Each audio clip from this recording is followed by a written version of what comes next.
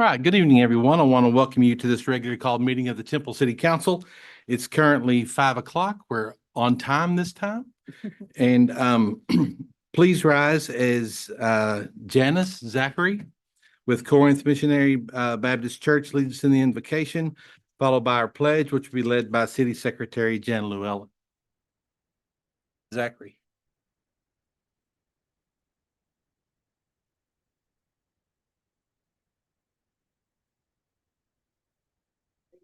Evening, Lord, we thank you for this gathering of your people. Father in heaven, we just want to do what is right and what is pleasing in your sight.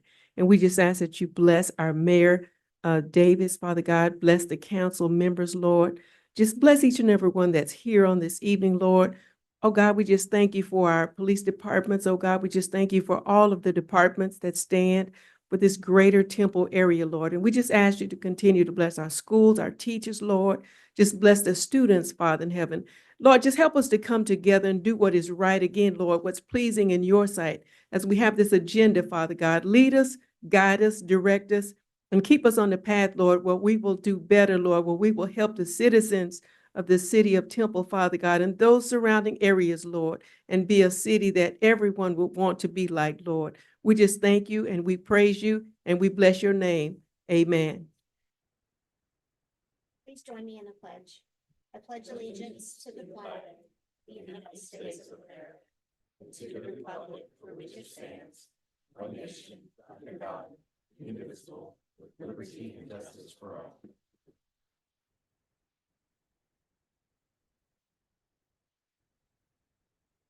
Thank you, Ms. Zachary. Thank you, Ms. Llewellyn. All right, before we get into our sort of our traditional agenda, we're going to receive an update from the city manager regarding the May 22nd, 2024 severe weather and tornado event. Ms. Myers.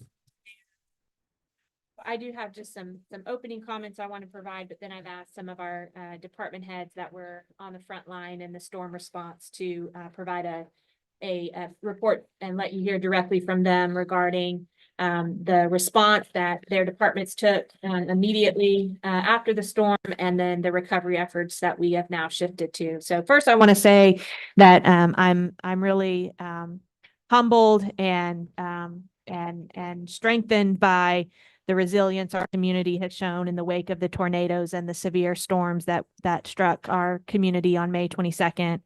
I think that the natural disaster, while it can test our spirit, it cannot break us. Instead, I think it's brought out the very best in people.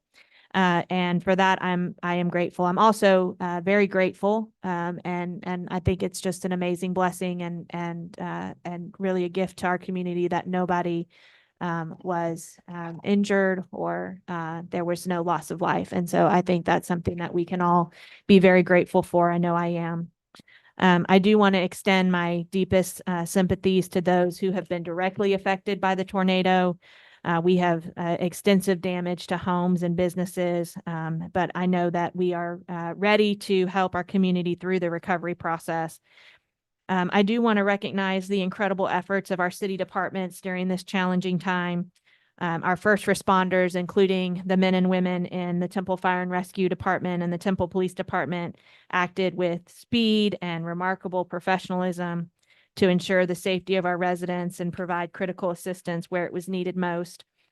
Their bravery and dedication is truly commendable. I witnessed in the EOC, in the Emergency Operations Center, something that's striking to me is that a lot of the folks who respond to the storm, they go right away. They go to check on other people and protect other people's lives and properties at the expense of checking on their own, including their own family. So I witnessed in the Emergency Operations Center some spouses being checked on for the first time after the community was checked on first. So that's the type of people that you have working for our departments, and I'm very proud of them and very honored that they have that they're part of Team Temple and that they are here to protect and serve us. The Public Works Department, likewise, they have worked tirelessly, if I can speak, from the very beginning, around the clock at first to clear debris, to ensure safe passage for our emergency vehicles and our traveling public, and to restore essential services and make sure that we had continuous services, including water supply to our community. And then since that time, they have been working very, very hard to help get us back to normal. Our Parks and Recreation Department stood alongside our Public Works. They left their normal post and joined our crews in Public Works to help expedite the process and clear roads and restore services. And they also helped stand up the emergency shelter that we opened to allow displaced families a place to have a safe place to stay and shelter during the aftermath of the storm. And really every department in the city stood up and answered the call and contributed significantly to the response and recovery efforts, either in their direct roles like police, fire, and public works, but in some other departments, they came in and filled other roles as were necessary. So our Transform Temple department, our purchasing and facility services, customer care, legal, finance, housing and community development, planning and development, information technology, communications and marketing, people operations, and really all of our departments stepped up, demonstrated leadership, and got to doing what was needed to be done. That night, we gathered at the Emergency Operations Center immediately, and we stayed there till about 1:30. And that was your whole team working to get operations started immediately, secure the areas that needed to be secured, and make a plan to recover and help people get back on their feet. We also, I feel very proud of the way that we coordinated with other local and state agencies to ensure that we had a swift and effective response.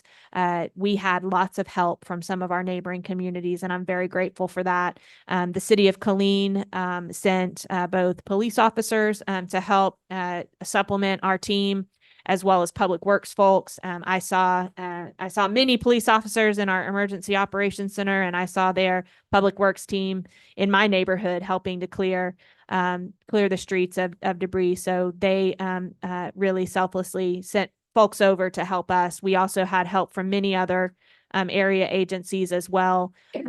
Gatesville sent equipment. Harker Heights offered to help. Belton certainly. So lots of assistance from our local neighbors. Make sure I get everything I wanted to say. So I do want to ask some of our key departments that were instrumental in the response to provide some updates on their specific areas of response and recovery. So I'll ask first if Chief Reynolds, if Police Chief Reynolds could come. He is going to provide details of their actions that were taken during and after the tornado, and what their department is working on to help the community recover. Good evening. Thank you, ma'am. Mayor, City Council, it's an honor to be here with you today. May 22nd was an interesting evening. It was, we knew we had some storms on the horizon. I had been watching the local media, I had been in contact with Chief Randles. We had been communicating. The storm first went directly over my residence in my neighborhood. During that time, before it got there, I had called the on-duty supervisor and said, this storm is no joke. Get our people to safe cover as quickly as you can.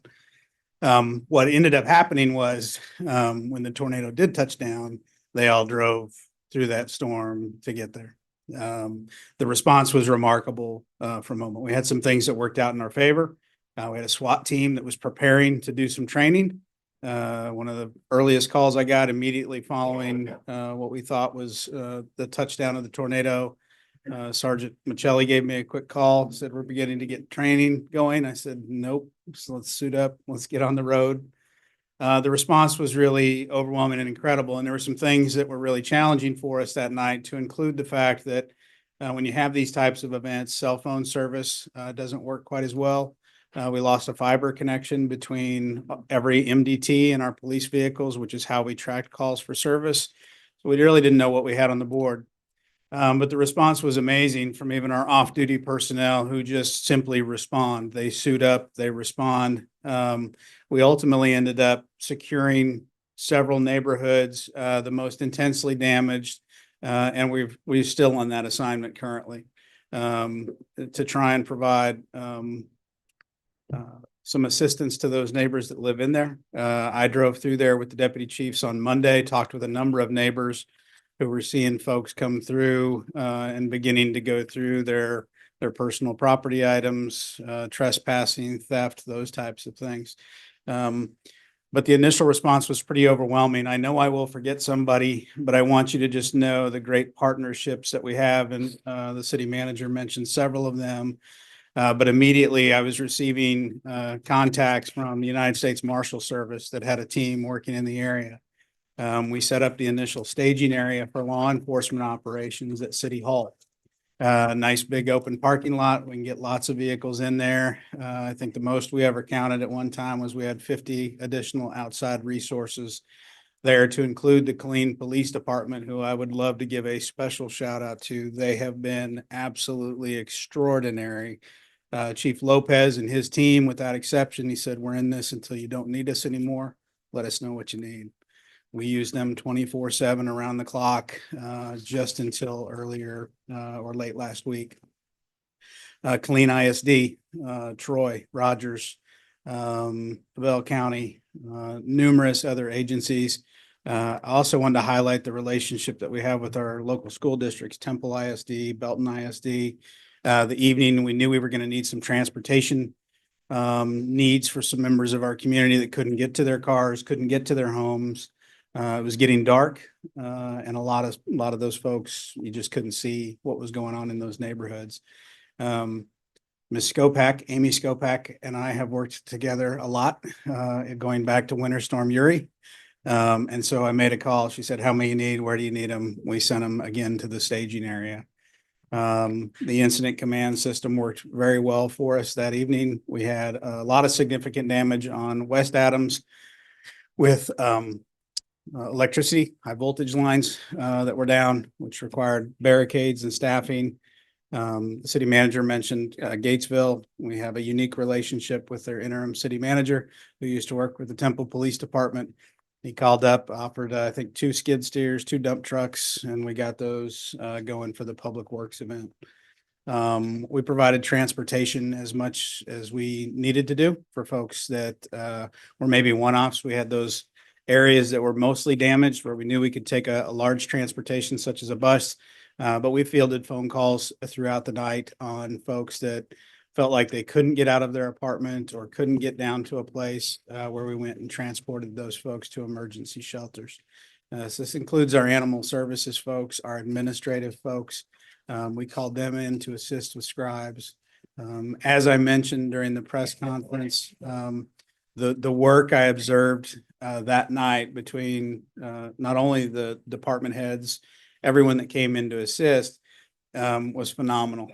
It was top notch. And what I saw out of the community in the days that followed, again, was neighbor helping neighbor, neighbor helping friend, and neighbor helping stranger. And while the recovery process will take some time for us, I am always convinced with the resiliency of the city of Temple that we will come out better on the back end of this than we were going in. So I'm grateful for the opportunity. I'm happy to entertain any questions. Thank you, Chief. Anything, council? Thanks, Chief. Chief Randalls, could you provide a report as well?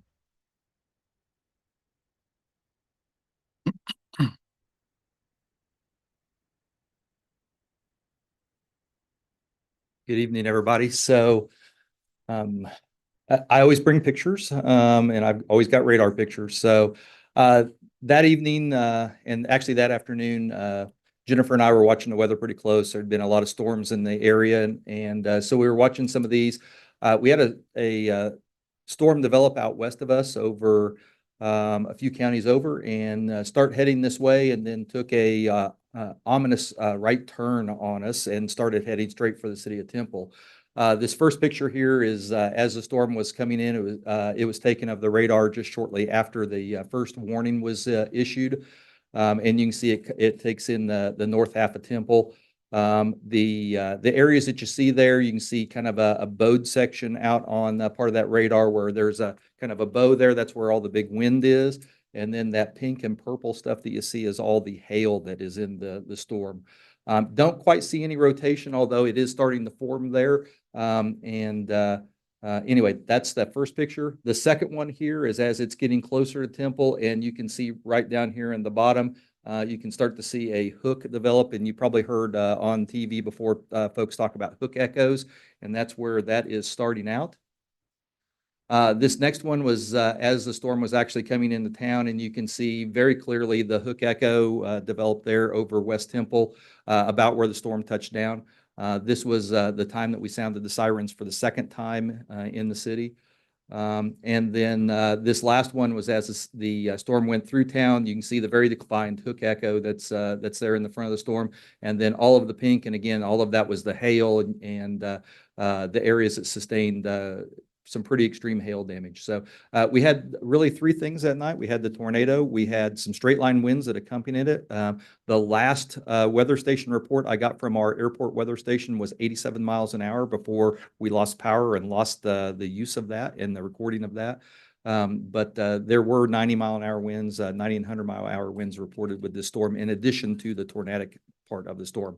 And then several minutes of large hail. It really inundated the city as well. So a lot of different things in play this night as it came through town. So our first tornado warning was issued by the National Weather Service at 6:03 p.m. We sounded the sirens for that first time at 6:04. As we watched that storm come across, and like I said, as it came into town and the hook echo became more pronounced, we sounded them a second time at 6:20. The tornado shortly after that, around 6:21, the tornado was reported on the ground just east of 317. And then we sounded the sirens a third time at 6:25 as the storm continued to go across town. And this sounding, because of where it was and how it passed what we were seeing on radar, we only sounded the sirens on the east side of Temple. So basically I-35 east. And so we do have our siren zones, so we can set off just individual zones if we need to, or we can set off the entire city at a time. The first two were entire city activations and more in the entire city. And then that third one was just a east side sounding of the sirens. So our response that night, our first response was at 6:25, just shortly after the storm had passed West Temple, and that was our Fire Station 7. They had a real effort to get out the door because their doors were blown off and were literally hanging there. And so they had to pull one of their garage doors out of the way to get the fire truck out of the bay. And of course, Station 7 sustained substantial damage to it and is going to be one of our big rebuild projects as part of this storm. But we had 684 calls for service in that first 24 hours. 221 of those were emergency responses. 463 were non-emergency responses. 24 reported structure fires or actual fires or buildings being threatened by fire. Only 4 of those turned out to be actual structure fires. Most of those were power lines arcing or other types of problems. We did run over 400 separate power lines arcing calls or power lines down or transformers down or anything to do with power lines. We had 62 natural gas leaks or leak complaints. We also had reported over 20 buildings with severe structural damage. And we responded to those. We also had several mutual aid partners in town. I'll talk about those folks here in a minute that helped us with these structural responses in particular. And over 200 homes, businesses, and vehicles that we searched for entrapped patients. One of the things that we do is we'll do a really quick search and survey through, and we'll try to answer calls as best we can in an area, but we'll also go back through on foot, go door to door, and search in each individual structure in the heavy damage zones. And that was done on the night of May 22nd. We finished up right around 2 a.m. that next morning, searching all of the homes and vehicles and businesses that were in that area to make sure that no one was left, uncared for. So our typical on duty or our minimum on duty is 30. Callbacks and mutual aid brought an additional 60 firefighters and additional fire apparatus in town. Probably the biggest one that responded to us was Colleen with several apparatus and several firefighters, and they're the ones that helped us with the structural collapse issues that were reported. We help clear streets, clear homes, clear trails and utility lines in order to get the folks or to get them out of their homes or wherever they happen to be and needed help. Again, we did the search and rescue and I put on here 1 a.m. After I checked and after I submitted this, it was actually closer to 2 a.m. That we finished up with that. And then both TFR and TPD units started doing damage assessments the next morning to determine exactly where our damage paths were and if we had indeed accounted for everybody, just going through the city to see how bad we were hit. So I got a couple of videos here that I'd like to play that are probably the best representations that I saw of the tornado. So awesome.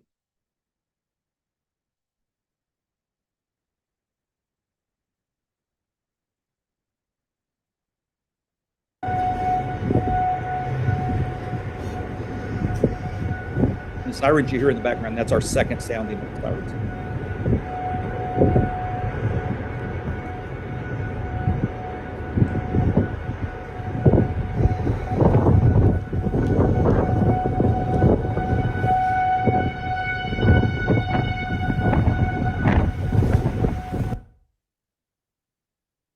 All right, so the next one's a little bit of a different angle, but around the same area. But it actually shows the storm develop a little bit better into the actual tornadic event.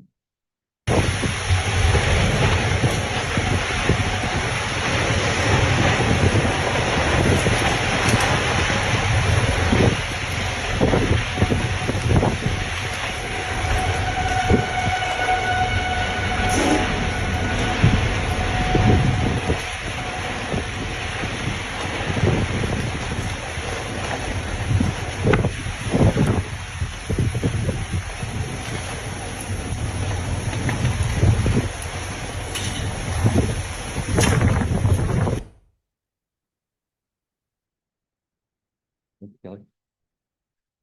The picture over here shows the two paths, the one out on basically from 317 across West Adams over to about Kegley Road there, and then the one out in the Heidenheimer area. Of course, ours that was in the city out on the west side was EF2 rated by the National Weather Service. That survey team did come in the next morning about 7:30 that next morning and do the survey. And then they also surveyed the one out west, and that was an EF1. Mostly just damaged farmland and outbuildings out there. So again, just kind of echoing what Chief Reynolds mentioned earlier. Very proud of our city staff, all of them, not just fire, but all of the city staff. It's been a great effort on their part to get through this and get the city recovering. As I like to describe this, and I've talked about it with my previous experiences, these things are a relay race. And so, for me, I run the sprint at the very first. I run that first day or two, and that's my part. And then I hand off the baton to others to run the race. And right now, Public Works and Solid Waste have that baton, and they're going to be in it. And their portion of the race is a marathon. And so they've got the next several months, and we're here in support roles to help them out. And so we're very happy to do that in any way that we can. And like I said, that all the city teams did great. Just not one time did I hear anybody complaining about an assignment or anything else. Everybody was just, what do we need to do, and let's get it done. And so I think you can be very proud of your city employees and your city staff. Just couldn't have asked for a better group to work this event with and to get us through this and into recovery and move the city on from this point. So again, just very proud of everybody. Thank you, Chief. I had a couple of folks that I talked to a day or two after the storm that they felt like, this one person in particular felt like that the second round of sirens, she said, Tim, that saved my life. Because she said she and her pet got out after the first set, walked outside, heard the second set, came back inside, and then a lot of her property where she was at the time was damaged. She said if she'd been in her living room, she doesn't know what would have happened. Yeah. So I know that that's standard operating procedures for you guys, but the typical resident, myself included, doesn't think about things like that. Yeah. And so always appreciate the work that's done to, to have the systems in place to, literally for her to save a life. Well, we appreciate hearing that and we appreciate that comment. It's, when I first got here, the siren system needed some work and, the city manager's office and finance and y'all have allowed us to do that work and get it, pretty much into, a top-notch, system. And, it paid dividends on Yep. May 22nd. So. Yep. Yeah, thank you, Mayor, for mentioning that. And I do want to echo what Chief Randall said. It was something that he paid very close attention to when he joined us as our chief, and he made a plan to get the sirens fixed that needed to be fixed and expanded so that we were covering all areas of our community.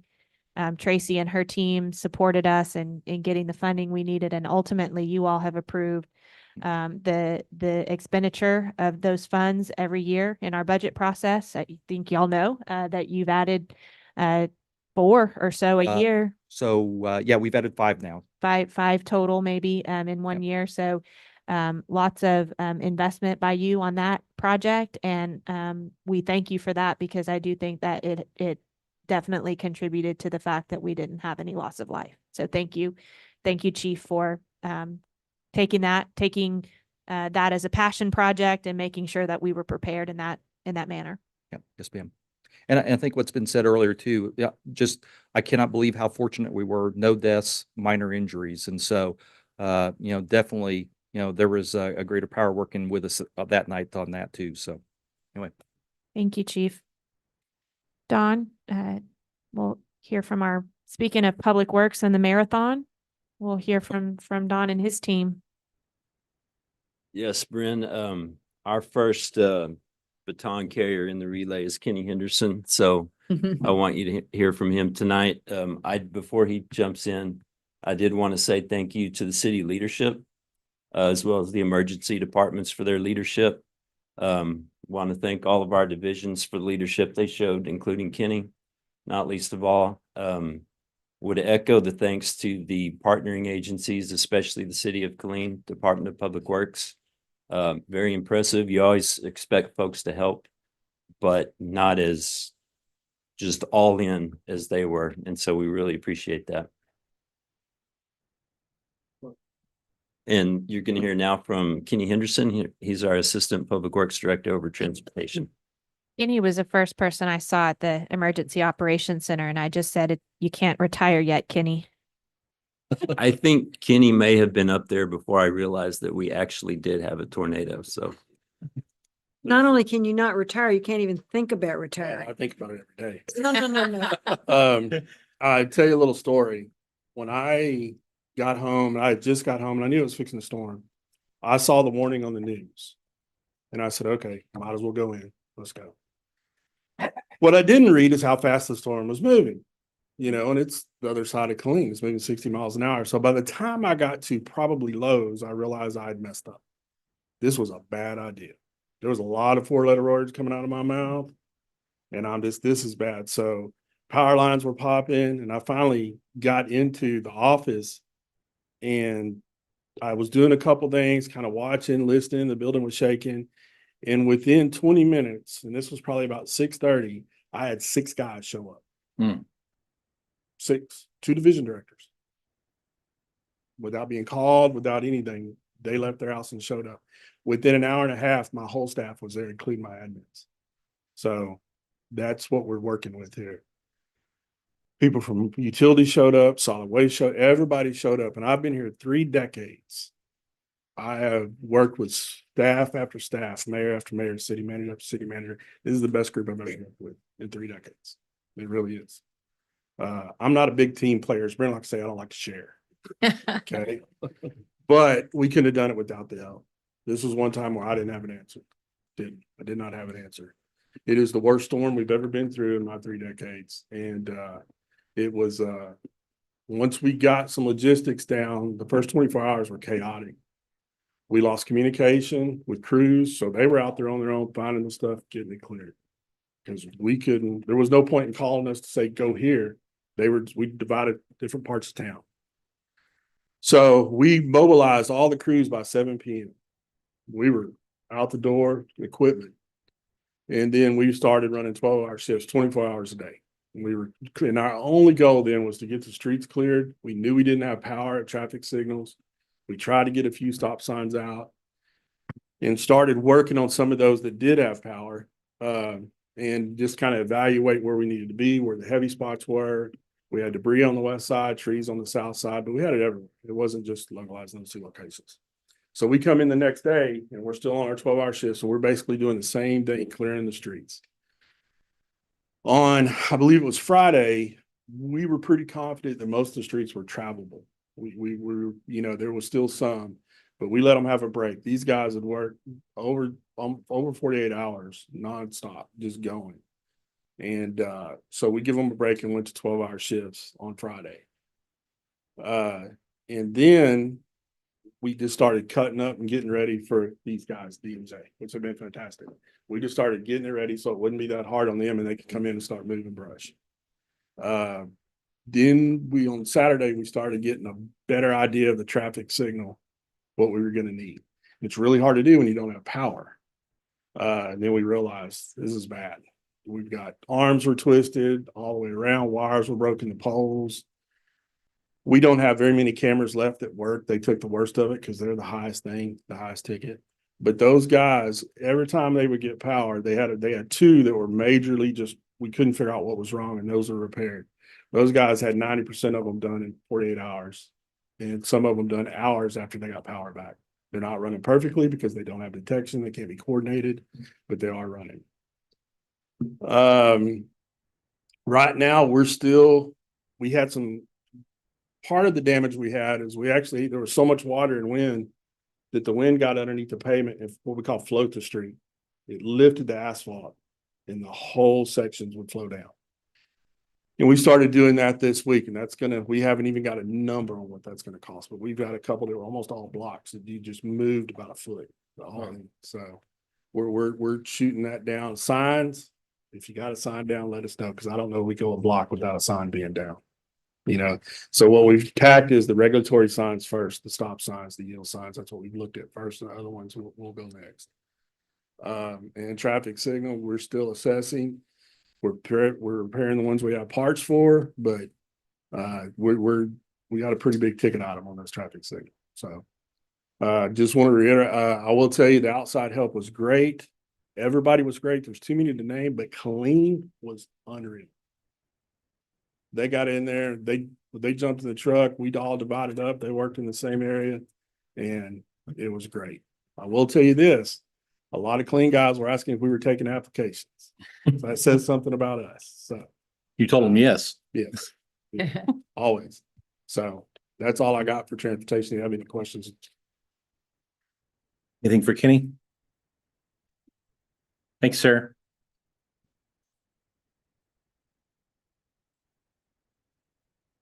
So our utilities department also jumped in right away, basically, just started dragging generators all over town and then looking for additional generators so that they wouldn't have to do so much dragging generators all over town.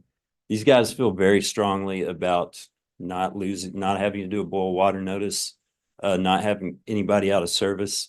And so, they were very, very all in on that effort. So by May 26th, 4 days later, everything except the pump station at our airport was back on permanent power. And I put permanent in quotes because, it's not that permanent, because of course, tornado can take it out. But that's what the water plant staff was busy with. Lots of other things for the distribution staff to take care of. A lot of things got ripped up, trees fall over, they pull lines out of the ground, they damaged the RPZs, they damaged fire hydrants. They had to work a little bit to clear roads to get to their work sites. A lot of sewer overflows and some reporting to do with that. Appreciate them, want to thank them for that. I think y'all are pretty familiar with what solid waste had to do. They had to wait a little bit, which was hard for them while the other guys and gals were getting to work because the landfill was closed. That reopened to us 3 days later, and then it reopened to the public a few days after that. So they just kind of got out and started picking up debris and trash, and kind of immediately, like Kenny's folks, but began to formulate kind of a more thought out plan about where to try to access and where to not. And, we couldn't get out there and pick up trash as scheduled because there was a lot of debris in the way.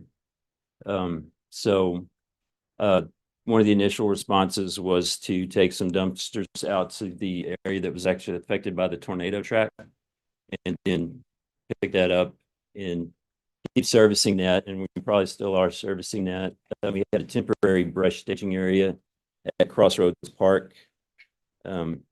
And that was picked up, and we kind of turned over this is an awkward phrase, but the bulk of the brush collection, not to confuse anybody, to D&J, and did work with D&J to try to get them mobilized quickly, and then also give them the heads up to expand their fleet in Temple very quickly. So this just kind of sums up what you've heard from Kenny, and you've heard about utilities and the solid waste efforts. So you really just see a real impact on services through about the 24th. And then between a day and 4 days from there, we kind of sort of get back to normal. And then it's a little bit longer than a week later where everybody's back to normal operations. It was really a big thing to get the roads substantially clear. Kenny mentioned that was done by the 25th. So I wanted to highlight that. Also for utilities, getting all sites back on the permanent power. That was done by the 27th, and it was almost done by the 26th. That was a real relief off of all our minds. They took care of that, and we didn't really have to worry about utilities because there was so much coordination to do with the street repair and assessment, and also the bulk assessment and the mobilization in response to that. Our contracted brush collector was on site a week later, actually in action, picking up the brush. So I just want to kind of give you a visual of just how long this affected us at different levels. So the big picture is what we've done. And we thought it was important to have also a view of the city. You can see it kind of superimposed on the city as a whole, just to show that, we're not done yet. We've done a lot, but such a big storm that there's a lot more to do. So these little green boxes, those are the sites where D&J have stopped and done collections. And it's being very closely monitored and measured. And this is a heat map of the amounts of brush. We do have same area. Can't read the numbers on there. We do have D&J Enterprises, the brush collector, available to answer any questions. We've got a representative from Tetra Tech who is helping us monitor them and measure their efforts and report on that. And then, of course, we have some representatives from the other divisions of Public Works, if you have any questions. Thank you, Don. Council, any questions for anyone? Mayor, one thing I want to highlight, just to keep in mind, is that, we talk a lot about Public Works and utilities in particular, that, they're in the ground, and as long as they're working well and correctly, you really don't think about it. And I think that's true here in this storm event, how the availability of water, that we never had to disconnect service, that we didn't have a boil water notice situation. It's easy to, since nothing bad happened, kind of take that for granted. But with a storm event of this size and the length of time that we were without electricity, that's really not a given. And that's something that the utility team worked really hard to make sure that we stayed up and running and everyone having water. So, I mean, the entire Public Works team has worked really hard these last few weeks, and I'm very proud of them and very, very grateful for them. Bryn, I have another acknowledgement to tag on to what you just said about water. Niagara Bottling Company did a voluntary curtailment, and that really helped us keep in water out in the industrial zone, especially during that initial stage while we were Thank moving you. generators around town. Thank you for mentioning that. Yeah, we had lots of our corporate partners reaching out to us, asking how they could help. We've mentioned the cities and our governmental partners that reached out, but we also had a strong response from our business community as well. And thank you for mentioning that, Dawn. Mayor, can I ask a question? Yes, Either for, it sounds like a setup. either, promise not. Okay. Either for Bryn or Chief Randalls, maybe Mrs. Is it Henniger or Hagener? I've seen it so many times and Jennifer Henniger, thank you. That will help. And I've seen her name a million times and I've talked to her 1,000 times in person, but I always remember it the wrong way. Do we have an estimate of how long the tornado was on the ground? Like how many minutes and seconds the tornado track was actually a touchdown? I think it's a couple of minutes for the other one. Yeah, so 5 minutes for the one that went down with that. Okay, thank you.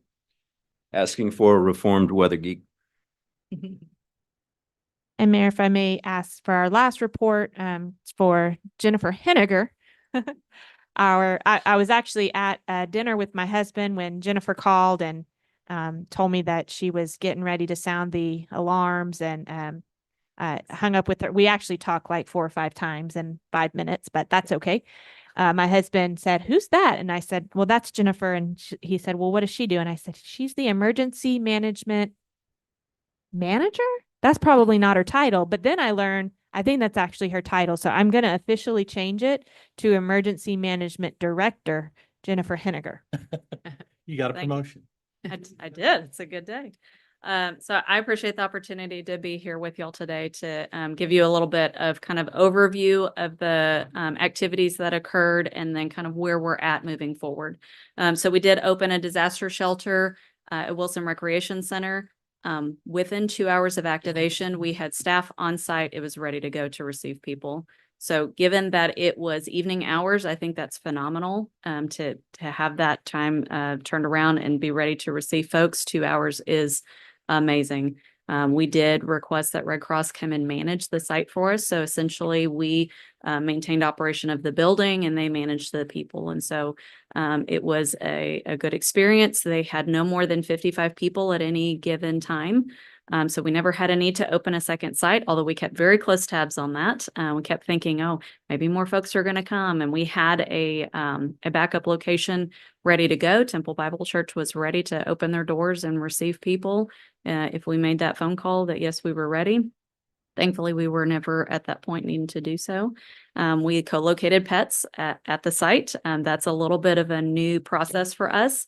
That I believe also helped with the folks that were there. They've already gone through a traumatic experience, and then being able to have their pets there close by. They maintained management of their pets. They were responsible for feeding, walking, all of those aspects. So that helped with us not having to manage pets at our animal shelter. But that worked out very well. We did move over to First Baptist Church on the 31st. We had some summer activities coming at Wilson Rec, and so we wanted to make sure that we kept normal activities planned and going forward as much as possible. The biggest goal when you go through an incident is to get back to normal. And what does normal look like? So we wanted to make sure that we had a place for kids to go for summer camp, especially knowing that some of them were impacted, probably a majority of them were impacted by the storm in some way, shape, or form.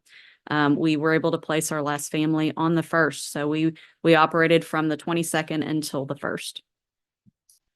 For volunteers and donations, we utilized a program called Crisis Cleanup.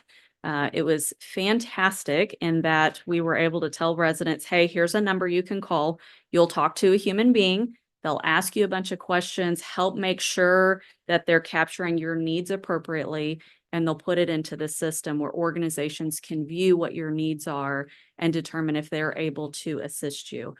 This program was not just limited to the city, it was a Bell County-wide operation. And so what we were able to open, we shared with our county partners. So Morgan's Point or anybody else in the surrounding areas that had needs as well, they were able to put their information in. And it was a one-stop shop for our volunteer organizations to access that information. We had 54 volunteer organizations that were able to go in, identify locations of need and ascertain if they could meet those needs, and then go in and complete the work.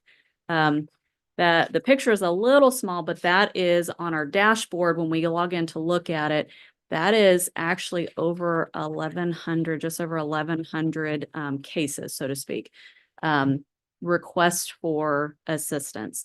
We've closed out only 39% at this point. So that's just under 300. There are a little over 300 in progress. So folks they've said, hey, we can work on that. And they're actively addressing those needs. But we still have almost 500 folks that have needs still identified in the system. So we still do have a ways to go for the cleanup process. But thousands of hours have been logged from the volunteer organizations. We did a city employee opportunity today. Thank you to People Operations for getting that set up. We had an opportunity for our folks to sign up to spend a couple of hours of their workday going out and helping volunteer. And then this does not even begin to capture all of the people who just showed up to help, whether that was friends, loved ones, neighbors, or complete strangers.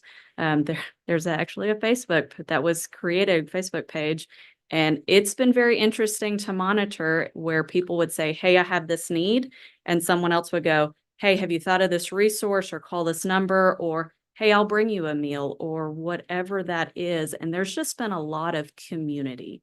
I don't think we can put into words how well people were willing to meet the needs of complete strangers. Hey, I've been doing work. My chainsaw died. I can't help anymore. We got you. We're going to buy you a new chainsaw. Just phenomenal. The outpouring of support that we've seen. Absolutely amazing. On the donation side, we encouraged financial donations to go to United Way. So when you have an incident that occurs, it's hard to capture what the needs are for every individual that has been impacted. I may need diapers, you may need little boy clothes, you may need canned goods. It's a wide range. And so really the best way to help folks is through financial donations. So we have partnered with United Way. We're going to work on a plan on how best to distribute those funds. They've collected $20,000 to this point. There's still an opportunity to donate. So if anybody is interested, they have it on their page. It's an easy QR code, walk through that process. Food donations, we partnered with Salvation Army. So any organizations that were wanting to donate quantities of food to help feed folks that were impacted, we were able to partner with Salvation Army for that resource. That did not format well. Okay, sorry about that. So we did open a point of distribution, or a pod. That was a location that was set up at Lake Belton High School. We were able to hand out cases of water, ice, and MREs. And so I apologize, those numbers are hard to read. It was just under 3,000 cases of water, about 1,800 bags of ice, and I can't read the MRE number, but it was just under 2,000, I believe. They also had an operation with Red Cross and Texas Baptist Men's handing out some disaster supplies. So it was kind of a one-stop shop that was close by where people could go and get some resources immediately. We had folks from Temple CERT, Belton ISD, various Boy Scout troops, Texas Division of Emergency Management provided some staff, the Forest Service, and Texas Military Department. So it was a great outpouring. When I went by there one day, one of the ladies I know with Belton ISD had family in town for graduation. She made them come up and work our pond. She said, hey, you're here. Come on, let's go. The people need us. They need our backs and strong arms, and let's go lift these cases and help load up vehicles. And essentially, if someone pulled up and said, I need 6 cases of water, no questions asked, they were loaded and they were able to go. So where are we now? We have been declared by FEMA for individual assistance. We were able to gather a good amount of data through our damage assessment survey that we really tried to push out to the community to identify that we do meet that threshold And FEMA did declare us for individual assistance. That was on May 29th. That was made official. So the numbers here are as applications have been coming in. Right now, people can apply online or they can call the FEMA helpline to get their applications in. They have validated 3,500 applications. So I'm not going to go through and read all of those details, but there have been a fair number of dollars attributed to eligible costs reimbursed to our folks. One in particular, I want to highlight the household eligible is 524 applications to the tune of $1.2 million. So there are funds that are being identified as eligible to come back to our residents. So I suspect that number will continue to grow as we get more applications submitted. Jumped. So two things that we have going and are working on, our disaster survivor assessment team. That is a team. So we actually have several teams from FEMA that are going door to door right now. So if you are not comfortable with computers or if you have questions, maybe you have a specific situation, you're not quite sure how to capture that in your application. So these folks have been going door to door to see if they can assist people with that in person. That's actually a picture from today that they were, today or yesterday, where they were out in a neighborhood going in to help people with those assessments. The other thing that we are working on and hope to come to fruition fairly soon, a disaster recovery center. And that'll be a designated location where FEMA will be set up for folks to come in and get assistance with their application. So we've got to find a location still that will check all the boxes, but we are working diligently on that and hope to have that open very soon. And then I just love that graphic. That was from the Facebook page that I actually sent her a message last night. Can I borrow that? So I think that is a perfect depiction of this incident and our response to it. Be happy to answer any questions. I have a question. Yes, ma'am. On the crisis cleanup website, it says up until June 7th that they can enter. Will that site stay up? Or will they take any after that? Or is it So just? all we have to do is go in and extend it. That was just the initial setup. They had to have an end date to identify, and it was kind of an arbitrary date at the time, but we'll go in and extend that. Okay. Yes, ma'am. Thank you, ma'am. Thank you. Council, anything for Ms. Henniger before she goes? So Mayor and Council, if you didn't already know or you can't tell, I'm extremely proud of the City of Temple staff team for the response that they had to this event. Proud of our community and the spirit that we have. I'm honored to be here and to help just lead or get out of the way, as it may be, to this great team that really has a heart for service. They really do. They really care. And I appreciate the time tonight to just give you a glimpse of the work that they did over the last couple of weeks and the work that we'll continue to do to help get our community back and stronger than ever. So thank you. Yeah, thank you. And I want to say a few words. I'll keep them hopefully short, and I don't pretend to speak on behalf of the whole council. This is just me. I think since I've been mayor, I think we've opened the EOC, I think 3 times, and each time I feel obligated to go. I'm useless whenever I'm there, but I've been sent on a breakfast taco run. Whenever we've done the EOC, I was sent on an errand one time to deliver a propane tank to a lady. So I think they wait on the mayor to show up because they had some errands for him to run. But it is so gratifying to step in there and to watch the team that we work with every day, to see them in their element, in the element of leadership, to watch police and to watch fire. Those guys sit down and they just know what to do. If it were up to these 5 up here, I don't know where we'd be today.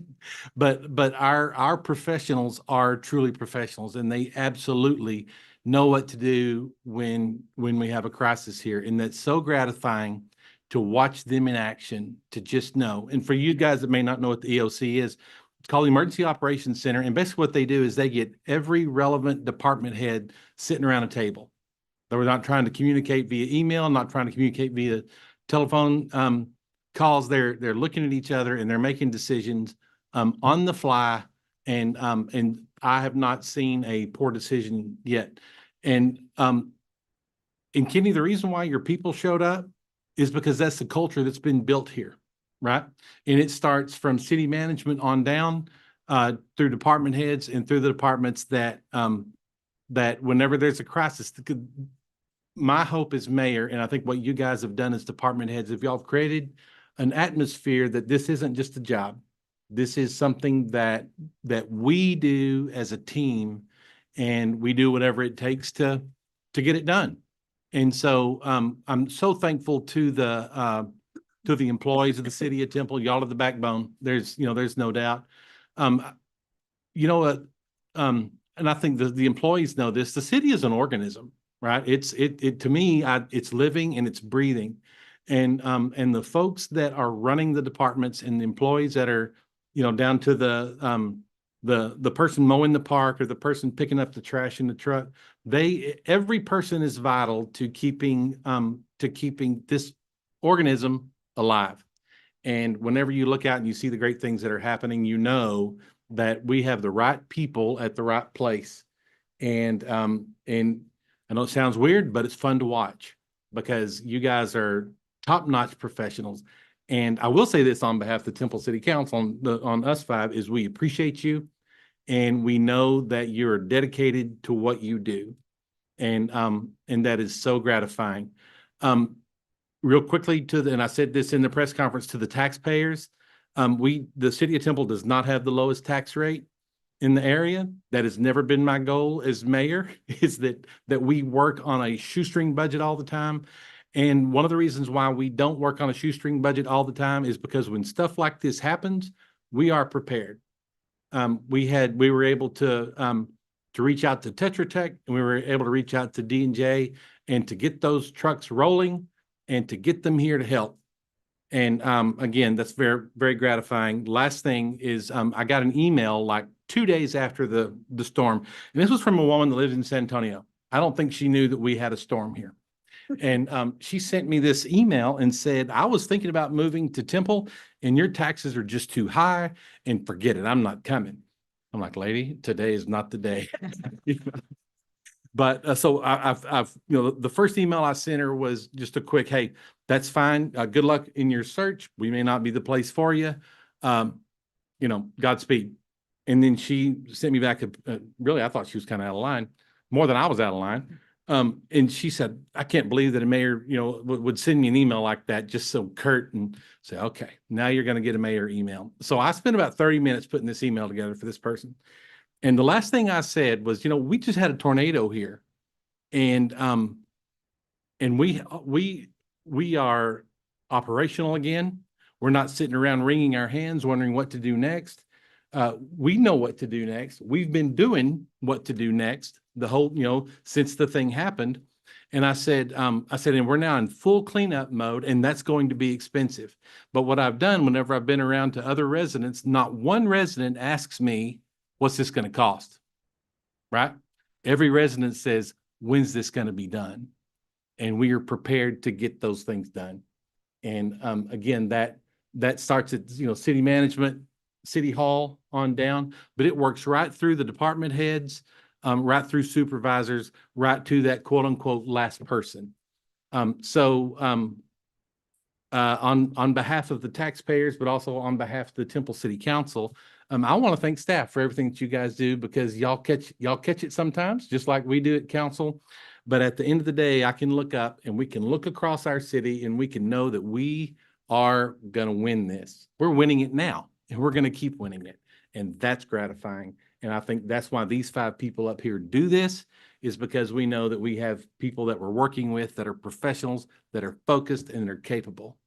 And these are the results that you get. It's going to take a while, but we're not worried about how it's going to get done or if it's going to get done. It will get done. And in 6 months or however long it takes, we'll be just fine. So thank you guys and the leadership of the city of Temple that are able to put it all together, and you folks that are professionals and are able to just do the work. You just know what to do. And so I personally thank every one of you for that. It's very gratifying to be part of it. And I'll go get burritos whenever I need to. I'll just keep you fed. So great job. Great job. Thank y'all so much. Mayor, It's been an hour. Yes, ma'am. Jennifer, this motto or the graphic you had up needs to be a t-shirt. I agree. Very good. Okay. Are we ready to move on with the regular meeting? Thanks again, everyone. We truly do appreciate you guys very much. You bet. All right. So, the next, part of the meeting is what we call public comments. Citizens who desire to address the council on any matter may do so. We just ask that you, am I doing this in order? I'm looking at the wrong agenda. You guys give me a second to catch up. Oh, public comments. Citizens who wish to address the council on any matter may do so. We just ask you step to the podium, state your name and address for the record. Actually, not even your address anymore, just your name for the record. And please know that no discussion or final action will be taken. And we also ask that you watch the monitors for your 3-minute timer. So we do have a few folks that want to speak. First, we'll have Mr. Kenneth Harlan. Sir. Thank you, everyone. I don't know if you remember me. I was here last year to say how worthless the hop was, because they wouldn't pick up my handicap housemate. Well, they don't have to worry about it now. He passed away in January. So that's not what I'm here to talk about. I'm here to talk somewhat about taxes. Brother, you picked the wrong. Oh, I'm it's not sorry. mainly about you. I'm giving you a hard time. I'm It's just the playing. appraisal district. Yeah, It's not okay. you. It's not. It's not. Pretty much I got this written out so I can do my thing real quick. It's like, hello, I am honored. Oh, Kenneth Hart, did I say that? Yep, we got Okay. you. I'm honored to discuss my grievances today with the city council members of Fenville, Texas. I want to first start off by saying that I am here today to talk about taxes. Moreover, I will be talking about the Bell County Tax Office and how they are inept and or corrupt. Over the course of 4 years, I have fought the appraisal on my property. The 3 times I have fought the evaluation, 2020, 2022, and 2024. In both 2020 and 2022, I presented my evidence as to why I believe the appraisal was overly inflated for my property. Of course, this got me nowhere with the appraiser, as they always have some sort of excuse as to why they can't lower my appraisal. For both 2020 and 2022, I had to take my case in front of the appraisal review board. After presenting my evidence, they lowered my appraisal for both years. That's a 2-for-2 win. This year, I'm also fighting the appraisal on my property. Last month, I received an email on May 8th that I had my informal meeting on May 15th. On May 13th, I called up the tax office, who took about 20 minutes for someone to answer. I spoke to Monica Hamrick to inform her that I had not received my comparable property list as requested to be emailed. I told her that I needed this list because my hearing was on the 15th. She looked up my information and informed me that I wasn't even scheduled for a hearing. She asked who sent the email, and I told her it was just a generic email from her office. She put me on hold so she could talk to an appraiser. I was eventually hung up on, and I had to call the office again. Once again, I was talking to Monica, and she let me know that she was getting my comparables later that day. Sure enough, I finally got the email with the information I needed to work on my report so I could be prepared for the meeting. With this information, I went to the tax appraisal office, and while I was waiting for my meeting, they had a propaganda video saying how they were fair. The video states that if 3 people go out to eat, 1 person orders a hot dog, 1 person orders a steak, and 1 person orders caviar. When the bill is received and the check is evenly split 3 ways, the guy that ordered the hot dog thinks he got a bad deal, while the guy who ordered caviar thinks he got a great deal. I'm telling you, the tax office doesn't even follow their own video because my property is the hot dog. And they're saying my property is worth more than a steak. I showed my detailed report to the appraiser, but they still did not want to work with me. I pointed out that most of their comparables were nowhere near me, and 90% of them were in the Pendleton, Troy area, not even in the city limits. Mr. Harlan, are you watching your timer? Oh, Couple more minutes. Go Okay, ahead, go ahead. I don't have that much. Get through the story and just get to the meat, Okay, the okay. steak. Thank you. Yeah, they think I got a steak, not caviar. I'm not built. The appraiser tried to tell me that location doesn't matter. But if you know anything about real estate, then the location is one of the key factors on how much a property is worth. He said he could try to negotiate something with his supervisor, or I could just go to the review board. I'd opted to go to the review board as they have been the only people to help me over the years. Now to the point where I said earlier that the Bell County Appraisal District is inept and or corrupt. This all stems from my 2020 appraisal. I was interviewed by News 6 on January 8, 2020. I informed the news station that Bell County was working in conjunction with Asphalt Inc. LLC to put a 24-hour a day, 7 days a week asphalt plant located at 4267 Dairy Road. This plant would have been right beside a housing complex outside of city limits, where a good majority of the residents are retirees. To make a long story short, the asphalt plant was not built. A few months later, I got my appraisal from the tax office, and somehow my property value more than doubled. No other property in the area had increased even close to what mine was. I fought the tax increase, like I stated before, and had my appraisal lowered by the review board. Everyone that I talked to said that it sure does sound like I made someone mad at the county, and they used their power to get back to me Mr. via the Harlan. tax office. Yeah, I only got. What's next? What's the last paragraph in your? What's your ask?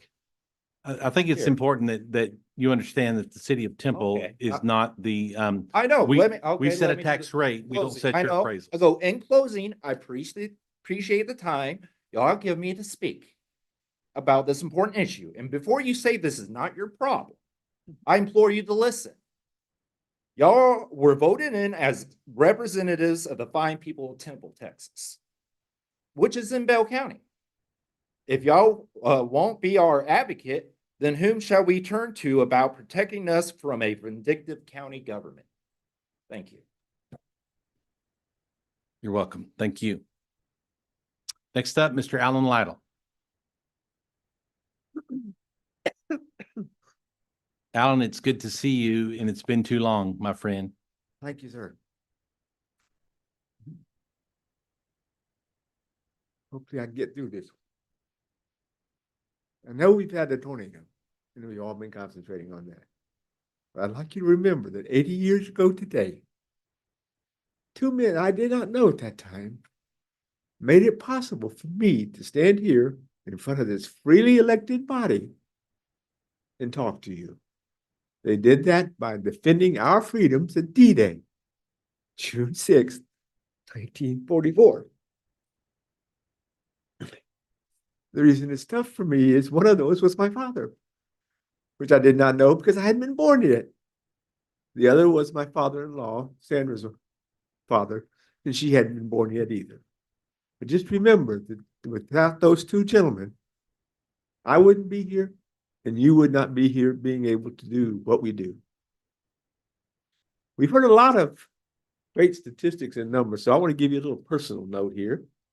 2 weeks ago, Solid Waste missed my normal Thursday pickup. Friday came and went and still didn't get picked up. So I figured, okay, it's going to be Monday. But no, Saturday came and my man came by with the truck and picked up my trash. He took away from his weekend, his family, to do his job. This is just a small example of the dedication that our crews have for their job, their willingness to go above and beyond what's required. So everyone who's talked tonight about them, please remember they are the best we have. And finally, I feel left out. I know you've all talked about this May 22nd, but in my neighborhood on the south side of town on May 12th, 10 days earlier, is when all the damage happened to my house and my car. We had a huge straight line winds, golf ball sized hail, but it was all on that Sunday, May 12th. The 22nd, when all the north side got killed, was nothing. We didn't get hardly anything. But y'all keep leaving me out, but we happened earlier. Sorry about that. First bucket. Kenny, I've been retired for 5 years. Do it. Thank you all very much. Thank you, Thank Alan. you all for all your kindness. Yes, sir. It's good to see you Alan, don't again. ever stand up again and tell Kenny to retire. Mr. Hensley, you're next, sir.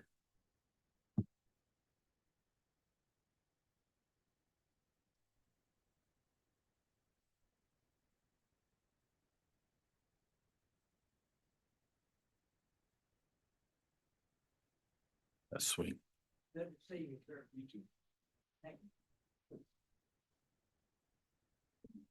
Mr. Mayor and the City Council. My name is Milton Hensley. I live at 301 Mitchell Drive. First thing, I want to thank you how y'all have been taking care of the Hillcrest Cemetery. You are doing a very, very good job.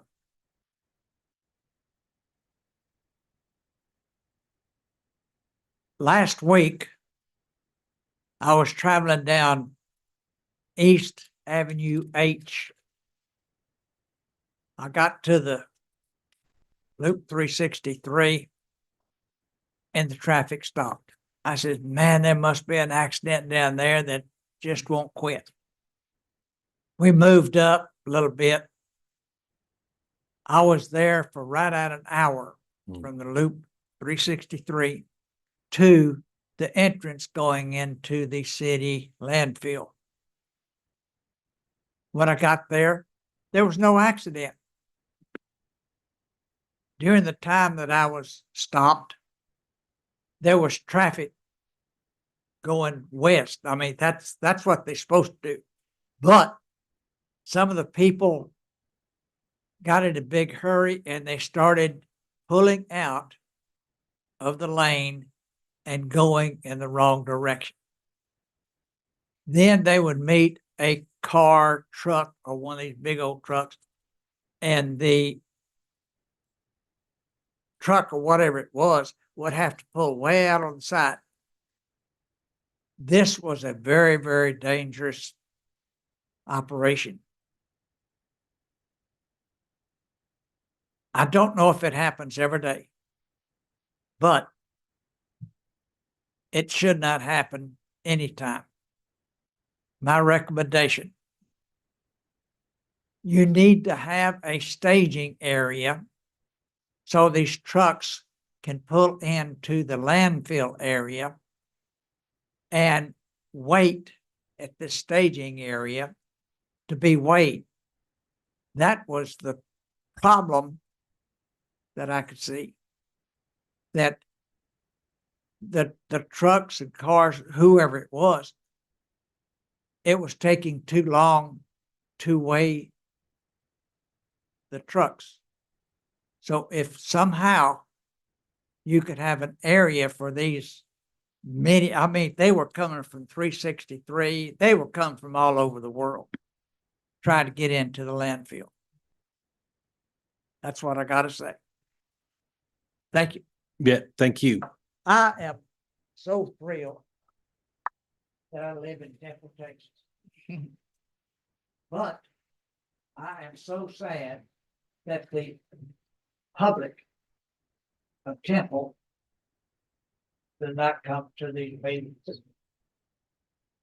Somehow, I mean, man, I was filled with information I didn't know that was ever was. Thank you. You bet. Thank you. All right, next we'll move on to the consent agenda. All items under the consent agenda are to be considered routine by the Temple City Council and can be enacted in one motion. If discussion is desired by the council, an item can be removed from the consent agenda at the request of a council member and will be considered separately. We will be removing item 4I tonight from the agenda just for voting purposes. So council, if is there anything else that needs to be pulled? I know we discussed in workshop about item I, but otherwise nothing else. Everybody still good? All right, then council, at this time, I'll entertain a motion on item 4A through 4W minus item 4I. Make a motion to approve the consent agenda items 4A through 4W minus 4I. Excuse me, we have a motion by Councilmember Long. We have a second by Mayor Pro Tem Walker. Council, please cast your vote.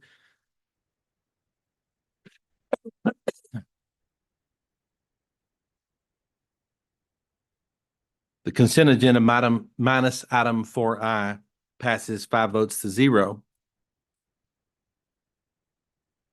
Item 4I is to consider adopting a resolution authorizing change order number 2 to the construction contract with Emerson Construction, Inc. of Temple for the Outer Loop West Phase 1 project in the estimated amount of $690,380.55. Council, any discussion on this item? Then at this time, I'll entertain a motion on item 4I. Mayor, I'll make a motion to approve item 4I. I have a motion by Councilmember Long. We have a second by Mayor Pro Tem Walker. Council, please cast your vote.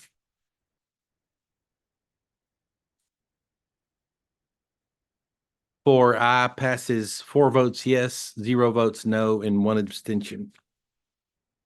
Moving on to the regular agenda, this is the first reading in a public hearing to consider adopting an ordinance authorizing a rezoning request from general retail to planned development multifamily dwelling 2 on 11.162 plus or minus acres out of the 13.834 acres addressed as 4103 South 31st Street. Mr. Deckman. Good evening, Mayor, Council. Thank you for entertaining this presentation tonight on a great day of service. June 6, 1944 was D-Day, and there's a lot of folks that served that day. And I think we heard a lot of stories of service today. So that's a great tradition. That's what makes America great. Yes, sir. So we've got a rezoning presentation for you tonight. It's located on 4103 South 31st Street. Belton Engineering is the applicant. They are here tonight representing the owners, Hallmark Multi-Ventures LLC. So to orient you to the area, this is located in the southern part of town on the corner of Canyon Creek and South 31st Street. There's some retail to the south along 31st. There's a duplex neighborhood directly south of the proposed subject property. There's a behavioral health hospital to the east. And then there's an apartment complex owned by the Central Texas Housing Consortium directly across Canyon Creek. As you can see on the aerial that the site has not been developed to this point. This may look familiar to you if you were here in 2022. This was a case that came before P&Z and was withdrawn. There was some controversy and opposition to a large apartment complex at this property. What's noteworthy, if you see that small inset photo, the original request was for the full 13 acres. You'll note in the aerial photo that hashed portion, they've left out a part of the property for future retail service uses. We've had some inquiries of what they may be. Don't know yet, but tonight's agenda to discuss the multifamily request. So to just give you a feel for the area, we've got some photos. The top photo shows the subject property with our posted sign. There's the Canyon Creek Behavioral Health Facility. There's the strip on the lower left photo. There's an overhead electric line that runs through there. So that's an encore easement. That's the part of the property that touches 31st Street. So that was standing on the sidewalk taking that photo. And then the lower right is the adjacent apartment complex. The top photo, those are the 2-story duplexes to the south. Also, you can see that in the photo, the overhead electric. So that is that buffer between any future apartments, or if it's something else, that encore easement is not going anywhere anytime soon. And then the bottom 2 photos show the adjacent retail, the Jiffy Lube, the restaurant. There's a gym in there, and a car wash, of course. So the applicant has provided a few conceptual drawings. So show you one here. The first thing to note that this is a conceptual drawing. This is not binding. This is not their site plan, but it's just to give an idea of the direction they think they're going to go. So they're asking for multifamily 2 density. That would get them on the 13 acres at a 20 unit per acre density. about 224 units. So they're limited by ordinance that's the maximum number of units that they're going to have there. You'll see the conditions. We'll refer to this later. They've got two entrances on Canyon Creek. Those that know our subdivision code, and I've heard Mr. Chandler stand up here and explain that before. There's certain allowances in the code based on the width of those entrances that you could have up to 300 units with two enhanced entrances. You'll see this does have two entrances, regardless of if it meets the subdivision code, the PD ordinance, the condition would still limit them to 224 units. There's also a condition on the height of those buildings would be limited to 3 stories. You can see in the aerial photo, there's a couple power line poles on the graphic, kind of on the lower left-hand side. That's that strip that I showed you in the photo. That's going to provide some buffering between any adjacent retail or residential uses and any future multifamily. There's also a blue area where they have offered the idea of there would be some on-site detention. That's going to be determined when they come in with the full site plan. The last thing I would note on here, they've shown some future retail buildings, that there would be access across the retail parking lot to 31st Street. So that would serve both the customers to those businesses. They would not necessarily have to reach them from 31st Street. They could reach the businesses from Canyon Creek. It would also give the residents of the apartment complex, they wouldn't necessarily have to go onto Canyon Creek. They'd have the option to go on 31st Street. And traffic usually gets better when you have more choices of which route you can take.